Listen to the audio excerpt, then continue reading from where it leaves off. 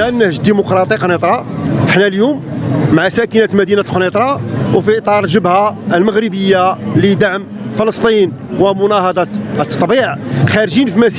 مسيرة شعبية لمناهضة التطبيع اللي للأسف عانى عليه بلادنا مع الكيان الصهيوني، كذلك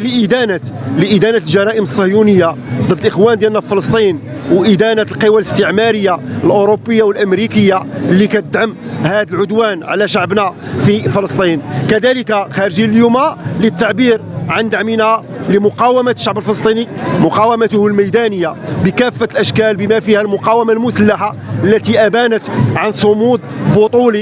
صمود بطولي أرعب الكيان الصهيوني وخلط يعني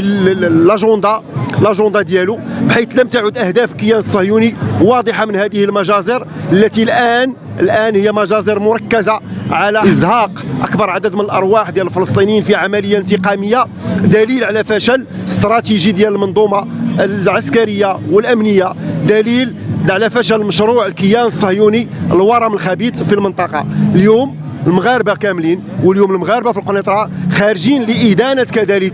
لإدانة الموقف المتخاذل ديال الدولة المغربية اللي انحازت إلى الموقف الإماراتي والموقف المصري والموقف البحريني في الاعتراض على مجرد إبداء الجامعة الدول اللا عربية، إبداءها فقط النية في